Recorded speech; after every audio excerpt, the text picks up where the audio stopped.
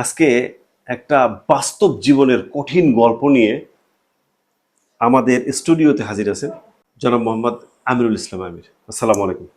ওয়ালাইকুম আসসালাম। কেমন আছেন আপনি? আলহামদুলিল্লাহ। তো জনাব আমিরুল ইসলাম, জি আমার জানা মতে আপনি ঢাকায় একটা ভালো অফিসে জব করতেন। জি ওই জব করতে করতে হঠাৎ করে কিভাবে করে আপনার ভিতরে বিদেশ যাওয়ার শখ বা স্বপ্নটা শুরু হলো? আসলে প্রত্যেকটা পুরুষ মানুষের জীবনে একটা দায়িত্ব আসে, ফ্যামিলির দায়িত্ব, পরিবারের দায়িত্ব। একটা পুরুষ এই দায়িত্বগুলো পালন করতে করতে যখন তার সবার চাহিদা পূরণ না না করা পারায়, তখন সে চিন্তা ভাবনা করে যে আমি আরো ভালো কিছু ভালো কিছু করি। করার চেষ্টা করব। একটা ভালো কিছু করার চিন্তা ভাবনা করে এই কারণে যাতে পরিবারের ফ্যামিলির সবাইকে ভালো রাখার চেষ্টা করে। তো যাই হোক, আমার জীবনে আমি পরিবারের জন্য অনেক কিছু করেছি এবং করছি, কিন্তু শেষ মুহূর্তে এসে আমার নিজের জন্য আমি কোনো কিছু করিনি। শেষ মুহূর্তে এসে যখন দেখছি যে আমি একা, তারপরেও আমি ভরসা রাখি আল্লাহর উপর। আল্লাহ পাক যা করে ভালোর জন্য করে, আল্লাহ পাক চালাচ্ছে, সুন্দরভাবে চলছি। তো আমি একটা প্রাইভেট অফিসে চাকরি করি, যা স্যালারি পাই আলহামদুলিল্লাহ চলে, শুধু ফ্যামিলিটা আমি চালাতে পারি। কিন্তু যে সবার যে একটা চাহিদাটা চাহিদাটা এটা মেটানো পূরণ করতে পারি না। তো আমার সঙ্গে চাকরি করতো আমার এক কলিগ, উনি বলতেছে যে ওনার বোন জামাই সৌদিতে থাকে। তো উনি আমার বেশ কয়েকদিন বলছে যে আমির ভাই আমার দুইটা তিনটা লোকের ব্যবস্থা করে দেন। আমার বোন জামাই থাকে ওখানে, সে সুপার সব দিছে, ওখানে তার লোক লাগবে, একটু বিশ্বস্ত লোক লাগবে। তো উনি আবার ওনাকে বলছে যে এখানে আমির ভাই নেন, আমির ভাই খুব ভালো ভালো মানুষ, কারণ তার সাথে চাকরি করতে 2 বছর চাকরি করছি একসঙ্গেই। তারপরে উনি তখন আমার থেকে একটু আকর্ষণ করলো। আমি দেখি সৌদির নাম্বার থেকেই ফোন আসে। আচ্ছা আচ্ছা। তো উনি বলতেছে আমির ভাই আপনারা বাংলাদেশি খরচ করে আসবেন 1.5 লাখ টাকা, বাংলাদেশে আপনার এই ভিসা প্রসেসিং করতে 1.5 লাখ টাকা লাগবে, আর 1.5 লাখ টাকা আমার এখানে এসে কাজ করে করে শোধ করবে। তো আমি ভাবলাম যে 1.5 লাখ টাকা যদি হয় তাহলে তো আমার জন্য একটু সুবিধা। আমি ওনার ওখানে গিয়ে 1.5 লাখ টাকা আমি যেভাবে সংগ্রহ করলাম, আর 1.5 লাখ টাকা আমি ওখানে গিয়ে কাজ করে করে শোধ করি, তাহলে এটা সুবিধা না? এইভাবে উনি অফার দিছে। তো যাই হোক, প্রথমে আমি, মানে 3টা লোক লাগবে, আমি আমার সঙ্গে আরো আরো 2জন ছিল, যে ওনারাও টাকা দিছে। প্রথম বলতেছে যে আকামার টাকা করতে হবে, মানে আকামা করতে হবে, 35,000 করে টাকা লাগবে। আকামাটা কি? ওখানে সৌদির হচ্ছে কাজের পারমিশন। হ্যাঁ, পারমিশন। তো আমরা 35,000 করে দিলাম, 35,000 করে দিলাম। দেওয়ার পরে উনি একটা কাগজ পাঠাইছে।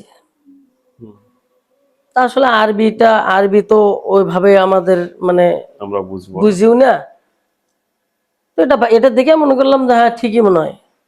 তখন উনি ওই আকামার টাকা নিচ্ছে আলাদা, নেওয়ার পরে উনি কাগজটা দিচ্ছে, দেওয়ার পরে বলতেছে যে আমির ভাই আপনারা হচ্ছে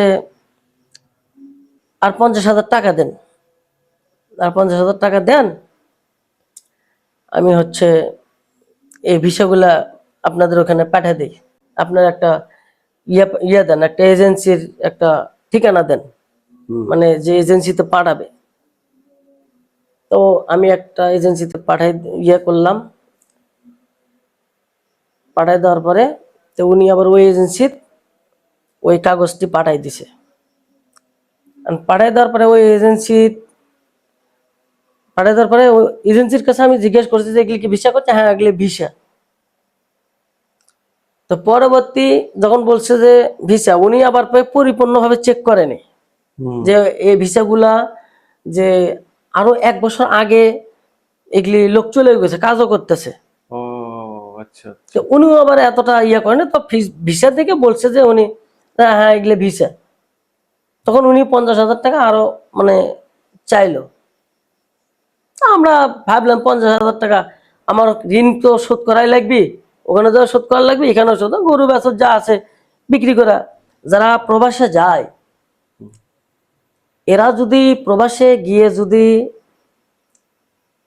কোনো কিছু কাজ না পায়, তা তাদের মতো দুর্ভিক্ষ আর মনে হয় কেউ হয় না। কারণ কি, যারা প্রবাসে যায় দেখেন, হয়তো কেউ গরু টরু থাকলে বিক্রি করে দেয়, কেউ জায়গা জমি অনেকে তো জায়গা জমি বন্ধক রেখে যায়, কেউ লোন করে, এই ভিসার উপরে লোন করে।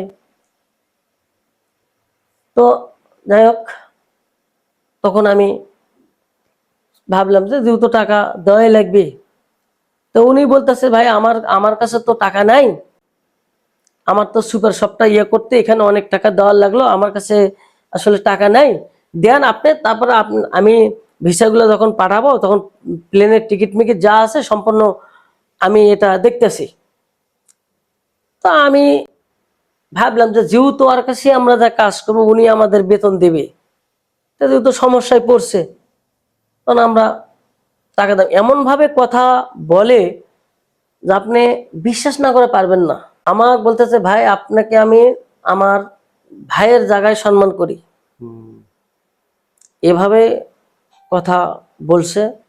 এই ধরনের কথা বললে আসলে গ্রামের যারা সোজা সরল মানুষ, এরা তো এদের ভিতরে কোনো প্যাঁচ নাই, আর এই সমস্ত মানুষগুলো কিন্তু বিপদে বেশি পড়ে, এদের শিকার।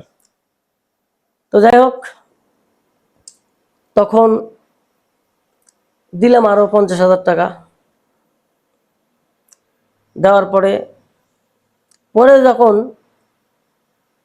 ভিসাগুলা আবার অন্য জায়গায় দিয়ে, আমার একটা ভালো একটা পরিচিত এজেন্সি ছিল, ওর কাছে দিলাম, দেওয়া দেখতো ভাই এগুলা ভিসা ঠিক আছে কিনা। তো উনি আবার ভিসাগুলা চেক করে দেখে যেটা 24 সালে ওই লোক সৌদিতে চলে গেছে, অলরেডি কাজ করতেছে। ওই ভিসার যে কপিগুলো থাকে ওই কপিগুলো পাঠাই দিছে। যখন এই কথা বলছে তখন তো আমরা তো মনে করি হতভাগ্য হয়ে গেছি, আসলে আমরা এটা কোন জায়গায় পড়ছি। তখন অলরেডি এরকম করে দিতে দিতে প্রায় আমরা 4 জন আছি, মানে প্রথমে 2 জন। আচ্ছা, এই যে 4 জন, একজন থেকে ধীরে ধীরে এগুলো কিভাবে প্রলোভন দিয়ে বাড়াইলো? প্রথমে আমরা ওই যে 2 জন ছিলাম, এই 2 জন থাকার পরে তো উনি আবার বলতেছে ওনার মালিকের একটা ড্রাইভার লাগবে, আর একটা মানে লাগবে, কোনো টাকা পয়সা লাগবে না, শুধু আকামার টাকা দিতে হবে। শুরুটা এভাবেই করে, ওই যে 20-30 হাজার টাকা দিয়ে। তো উনিও দিছে ওই আকামার টাকা 35,000 টাকা, আমার মানে আমাদেরও নিচ্ছে 35,000 টাকা, ওনার থেকে 35,000 টাকায় নিছে। নেওয়ার পরে উনি ড্রাইভার, এখন যেহেতু আমার কাছে, আমি বলছি যে আমার কাছে তো নাই ড্রাইভার, আমার সাথে যে ছেলেটা ছিল উনিও খুব ভালো, একদম সোজা সরল ছেলে, উনি সোজা সরল ভাবেই ওই লোকের সাথে পরিচয় করে দিছে। এই পরিচয় করে দেওয়ার পরে উনি 35,000 টাকা উনি ওনার দিছে, ওনার সাথে সরাসরি কথা, মানে কথা কিন্তু ওই সৌদির নাম্বারেই কথা বলে। এখানে তো অবিশ্বাস হয় এখন যে না আমরা দালালের মাধ্যমে যাচ্ছি কিংবা কোনো এজেন্সির অফিসে, তা কিন্তু না, কিন্তু সরাসরি সৌদির নাম্বারে ইউজ করে। তো এখানে তো অবিশ্বাসের কোনো কিছুই না। তারপর উনিও ওই ড্রাইভারের দিছে, দেওয়ার পরে আবার বলে যে হচ্ছে ড্রাইভিং লাইসেন্স করতে হবে, বাংলাদেশের ড্রাইভিং লাইসেন্স হবে না, মানে এইভাবে চলে বলে কৌশল হ্যাঁ যেভাবে টাকা এইভাবে নেওয়া যায় আর কি। যেমনে পাইছে নিছে। যদি একটু টাকা পয়সা মনে করে হয়তো যদি বলি না আর দিব না, আমার টাকা নাই, তখন ধমক দেয়, হ্যাঁ যদি আপনারা আমাকে বিপদে ফেলাচ্ছেন, ও উনি উল্টা হ্যাঁ বিপদে। উনি উনি মনে করে যে উল্টো একটা কথা, আমার বিপদে আমাকে বিপদে ফেলাচ্ছেন আপনারা, আমি ওকালা করছি করছি, ঠিক আছে। তো এখন আমরা তো পড়ে গেছি গেরাকলে, আমরা ওখান থেকে উঠে আসতে পারতেছি না, আবার যাইতেও পারতেছি না, কারণ প্রত্যেকটা পদে পদে উনি মানে তার ফল্ট খুঁজে পাচ্ছি আমরা। কিন্তু ওই যে আমরা টাকা দিছি, যদি আমরা যদি চলে আসি, আমার হুমকি দিচ্ছে যে যদি আপনারা এই টাকাটা না দেন, আমি আর ভিসা যদি আপনি মার দেয়, আমার কিছু করা থাকবে না। একটা মানসিক চাপ তো এই সবসময়। যে একটা চাপ সৃষ্টি করছে, আসলে কি আর বলবো, যে এইভাবে মানে টাকা দিতে দিতে দিতে দিতে প্রায় আমি দিলাম 2,10,000 টাকা। উনি আবার টাকা নেয় বিকাশে। তো বিকাশ আমি বললাম যে আপনার ব্যাংক অ্যাকাউন্ট দেন, কোথাও আপনি এই বিকাশে দেন, সমস্যা নেই। মানে একবারে যে মোটা অ্যামাউন্ট নেয় না, 10,000 20,000, যাতে আমার দিতেও যাতে কোনো অসুবিধা না হয়, যে বেশি অ্যামাউন্ট দিলে আমরা যদি আর না দিই কিংবা ওই না যাই, তো এই জন্য তার অ্যামাউন্টটা ছোট ছোট, 20,000, 10,000, 25,000, 30,000 এরকম করে। তো এরকম দিতে দিতে, তো যে আমাদের যে অফিস কলিগ যে রাস্তাটা দেখাইছে, এখন হঠাৎ করে মানে এরম হইতে হইতে যখন দেখি চার এটা তো ওটা ভুয়া, তখন ওনাকে আমরা ধরছি। আমরা তো আর করতে পারবো না, ওনার তো আমরা চিনিও না। তো উনি বলছে যে কোনো কিছু হলে রিস্ক আমার, আপনারা টাকা দেন, যদি কোনো রিস্ক হয় আমি দায়ী আছি। তো এই চিন্তা করি কিন্তু আমরা দিছি, উনি ইস্টামে সই তো দিছে যে যদি টাকা পয়সা মার দেয় আমি তা আমরা ভাবছি তাহলে ওনার যদি বোন জামাই হয় তাহলে তো উনি তো বাড়ি চিনবি না। কিন্তু এখন এসে দেখেছি যে উনি এখন বলতেছে উনি চেনে না, মানে ফেসবুকে পরিচয়। ও তো এই যে ফেসবুকে পরিচয়, এখন কি ভাববো যে ফেসবুকে তার সাথে পরিচয়, এটা একটা কিন্তু মানে আমার অফিস কলিগটা একটা মেয়ে ছিল, ফেসবুকে তার সাথে পরিচয়, উনি কথাবার্তা বলে, ওনাকে নাকি মানে বিয়ে করার দিছে, প্লাবন দিছে, দিয়া ওনার কাছে বলছে যে আমার লোক দরকার। তো উনিও আবার ফির মানে আমাকে দেখাই দিছে, আরো একজনের দেখাই দিছে, তো উনি যা এই যে কথাবার্তা, একজন একজন করে এইভাবে জালে ফেসে যাওয়া। হ্যাঁ তো এখন উনিও টাকা দিছে, প্রায় 2.5 লক্ষ 3 লক্ষ টাকার মতো উনিও দিছে, যেহেতু ওনার সাথে সংসার করবে। হুম হুম। তো এখন উনি উনি যে আমাদের সাথে মানে একটা ওই উনিও যে জড়িত আছে কি না, এটা তো আমাদেরকে দেখতে হবে। দেখতে হবে। কারণ কি, বিশেষ করে যারা এই চক্রগুলো আছে, এদের একটা টিম থাকে, আর এই টিমের ভিতরে মেয়ে মানুষকেই বেশি কাজে লাগায়। হুম হুম হুম। তো এখন আমাদের প্রসঙ্গ, এখন আমরা তার নামে হয়তো মামলা আইনি করব, পদক্ষেপ। আইনি পদক্ষেপ ছাড়া তো আমরা মেয়ে মানুষ তো কোনো কিছু করতে পারবো না, কোনো কিছু করতে পারবো না। এখন যারা টাকা দিয়েছে এরা খুব অসহায় লোক। ইস, এই যে আমার না জানি কত পরিবার আসলে এরকম করে বিপদের সম্মুখীন হয় সারা আমার বাংলাদেশে। আমার আমার কথাই বলি, আজকে আমি যতটুকুই করেছিলাম, আজকে আমি ওখানে দিয়ে একদম মানে নিশ্চয়। নিঃস্ব। তো একটা পুরুষ মানুষ যখন একেবারে নিঃস্ব হয়ে যায়, তখন তাকে উঠতে গেলে কতটা যে কষ্ট করতে হবে কিংবা কতটা ইয়ের সাথে মোকাবেলা করতে হবে এটা ওই পুরুষটা জানতো। ওই জন্য যে কোনো মানুষ দুষ্ট লোকের মিষ্টি কথা, যে কোনো মানুষের কথাই কোনো কিছু করতে নাই, যে কোনো সিদ্ধান্ত হুটহাট করে নিতে নাই। তো আমার হয়তো সিদ্ধান্তর একটা ভুল ছিল।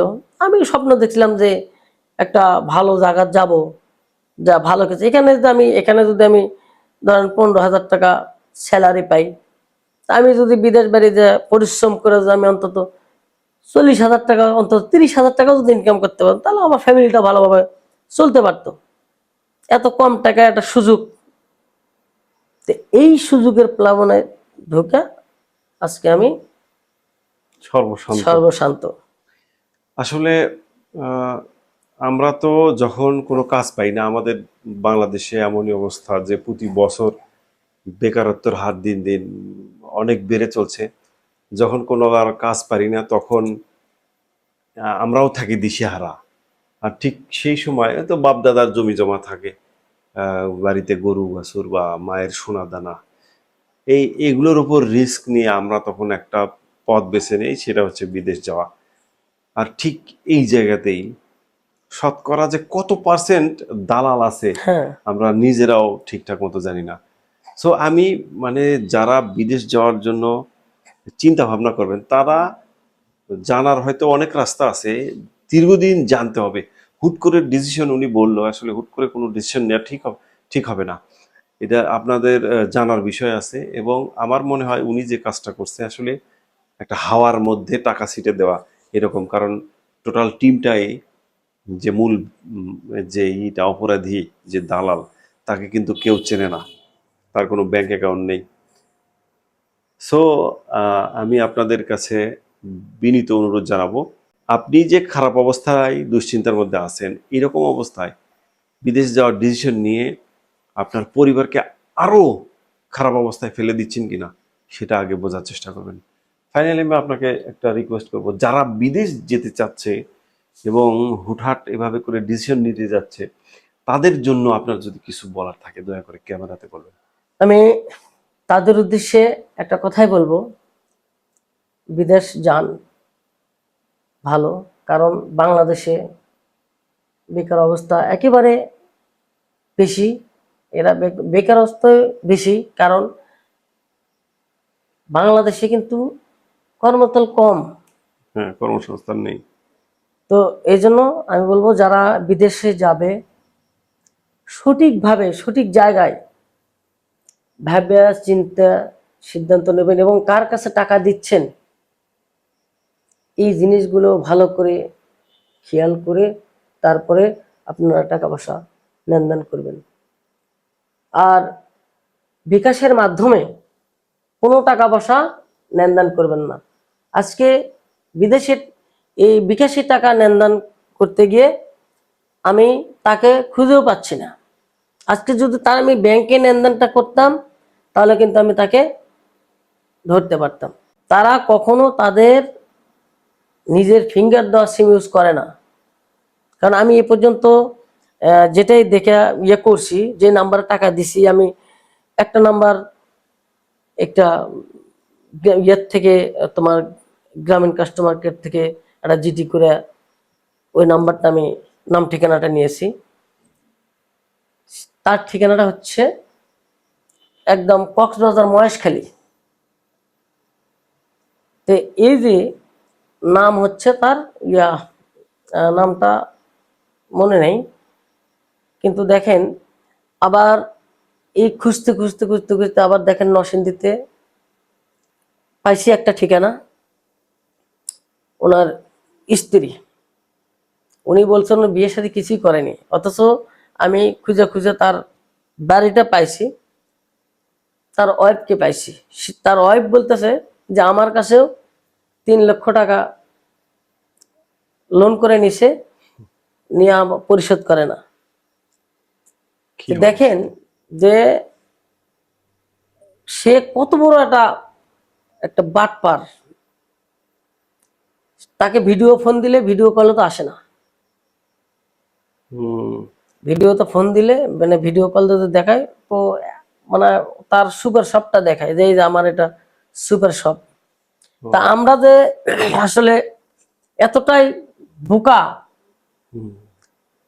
যে এই শপটা তো অন্য কারো হতে পারে, অন্য কারো হতে পারে, ভিডিও কলে দেখাচ্ছে, অন্য কারো তো হতে পারে। এই মাথার সেন্সটা কি আমাদের কাজ করেনি? তো যাই হোক, এখন একটা মানুষ যখন বিদেশে যায় তখন কিন্তু তার সবকিছু শেষ করে কিন্তু ওই বিদেশে যাওয়ার টাকা পয়সা দেয়। হয়তো তার গরু বাছুর আছে, কিংবা তার কিছু সম্পদ আছে, বন্ধক রাখলো, কিংবা বিক্রি করে দিল, কিংবা লোন তুললো। এভাবেই কিন্তু দেখেন মানে প্রত্যেকটা প্রবাসী এই ধরনের কাজ করে কিন্তু তারা প্রবাসে যায়, যে ওখানে গিয়ে ইনকাম করে তারা কিস্তি শোধ করবে কিংবা ইয়ে করবে।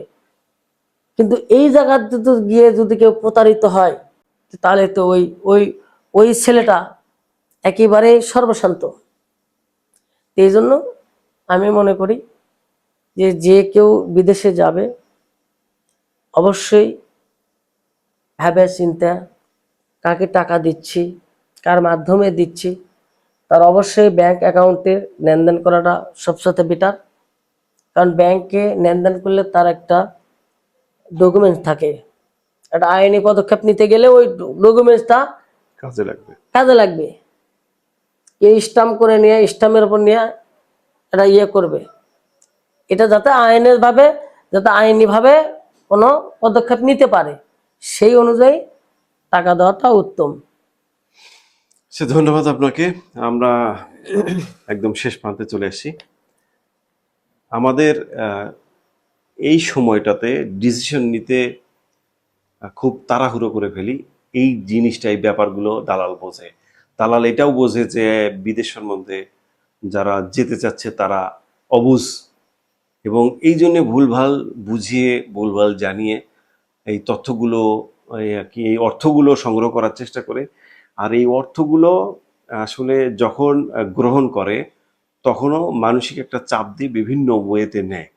এই সময়গুলোতে আপনাদেরকে সবাইকে ধীর এবং স্থির থাকতে হবে, যে না, শুরু থেকে শেষ পর্যন্ত ব্যাংক ছাড়া মানে আদারওয়াইজ কোনো ওয়েতে আমরা টাকা পাঠাইতে পারবো না। এই জিনিসটা যদি আপনারা যদি প্রতারিত না হতে চান, তাহলে এই কথাগুলো, আজকে ওনার বাস্তব কথাগুলো আপনাদেরকে মানতে হবে। সো সবাই ভালো থাকবেন, সুস্থ থাকবেন এবং ঠান্ডা মাথায় ডিসিশন গ্রহণ করবেন। আজকের মতো বিদায় নিচ্ছি।